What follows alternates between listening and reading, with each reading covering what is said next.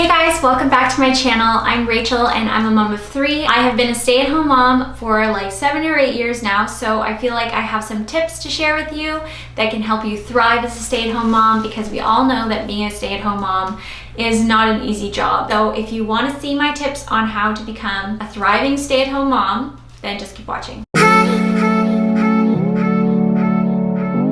My first tip to becoming a thriving stay-at-home mom is to be prepared. Don't just take the day as it comes. Make sure that every single day throughout the week, maybe Monday to Friday, you are blocking out your day into sections of time. I learned this from an Instagrammer who doesn't even have any kids, and she shared how she blocks out her day to make it more meaningful and know what's coming next and know what she has to get through until the end of the day. And I find this to be such a good tip for stay-at-home moms, because sometimes the day can just feel like it's just, taking over you. And what you can do is you can block out time every day of changing the kids' diapers and getting them dressed, coffee/me time, and maybe your kids at that time are doing screen time, or maybe they're doing an educational activity. Breaking up your day in sections like that can really help you feel like you're completing tasks, you're getting the day done, you're treating it as a meaningful day, and you're not just going with the flow as your kids tell you what's happening. Like, you are in charge, and I feel like it's just the best thing. Tip number 2 is part of being prepared, and this is something that I've been doing for over a year now. I've been subscribing to something called Kiwico, and what this is, it's an educational box for kids to get creative. My mother-in-law got this for a gift for my son a couple of years ago, and he has been hooked on KiwiCrate. Every month he's asking, when is Kiwico coming? When is Kiwico coming?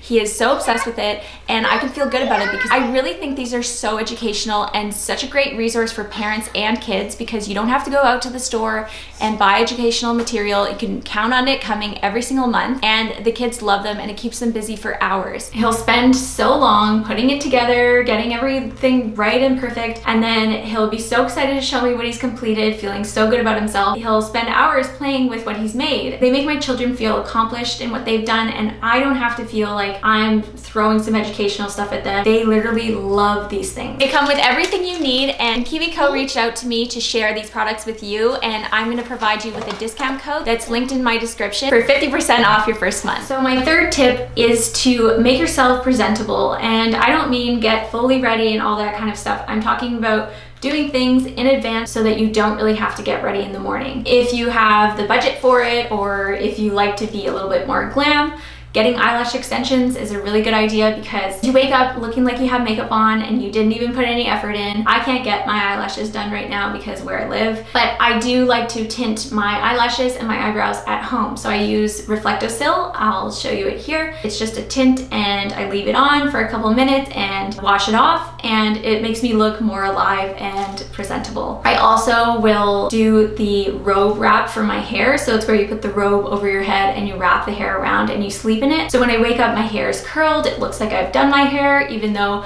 I did it right before bed, and I'm not getting ready in the morning and taking away from my children. My next tip is, if you can find one, getting a gym membership at a place that has childcare within it is the best mom hack in the world. It's usually not that expensive, and your child gets watched for an hour or two. They get to interact with other kids and get a new environment outside of the house, and you get to work on yourself, making yourself stronger. Really, my motivation for it is that I'm chasing those endorphins, because I don't know if you've ever experienced it, but when you come out of a workout, you're completely calm. Like, everything has just, a layer has just been shed off of you. And if you've got a whole long day with all of your kids, having an hour to yourself to work on your fitness and get all those endorphins after is just the best thing, because I come out of there and my kids can be being crazy and doing like the worst things ever, and it will not faze me after a workout. Like, I just feel good. Another tip, if you can't get a gym membership with childcare for your kids, is if your child is really young and able to fall asleep in a stroller, going for really long walks with a stroller is really good for your mental health. It will get you those endorphins, and your child can sleep. You can get some fresh air, and I just think days when I don't go on walks or get physical activity, I'm really irritable. You should try it out if you haven't already. Okay, my next tip is but if your husband has never taken care of your child for more than 2 hours and is always texting you if he ever is taking care of them, I really feel like it's really healthy for your relationship and for you to be recognized for what you do. If you let your husband look after your child for a number of hours without texting you. My husband would always come home from work and wonder why things weren't done, or wonder why I was so tired, or why I was in a bad mood.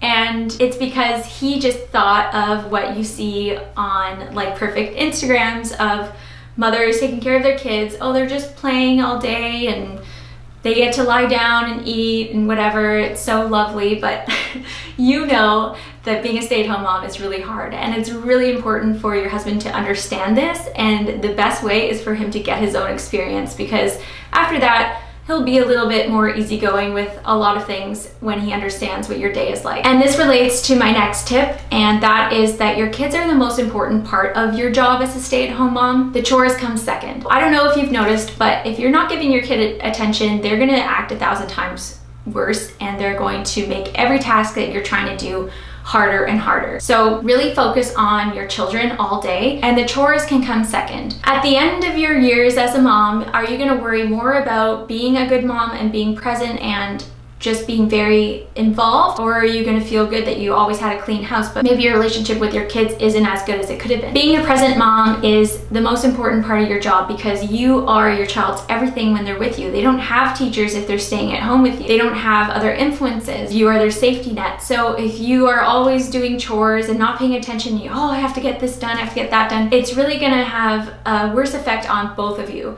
And if you can just relax a little bit, let the mess go a little bit, and be there for your kids, both of you are gonna be more happy. My next tip also goes along with that, and that is to use a crock pot for your dinners. I know if I have like a big day, we have appointments, we're gonna be doing all these different things, and I'm feeling like overwhelmed with the day, I know that right after I have my coffee is when I'm the most productive and the most motivated, so I will start dinner after I have my coffee and thank myself at dinner time. Use your crock pot, it's gonna help you thrive as a stay-at-home mom. My next tip is to give yourself breaks as you would in a job. Normally, stay-at-home moms, we don't get breaks like early childhood educators do, where they get to take their 15 minutes and their lunch, and they get to chat with their coworkers. Like, we're alone in the house battling everything coming at us, and I think if we can schedule out breaks for ourselves, that is really gonna help us thrive and feel content and feel like we are respecting ourselves. Make this part of tip number 1, and that is blocking out your time, but add in some breaks there when you know your kids, maybe they're doing their Kiwi crate. Give yourself a break so you're not running a marathon every single day, and that you pace yourself so that you can enjoy it. My next tip is to give yourself a reward at the end of the day, and this helps with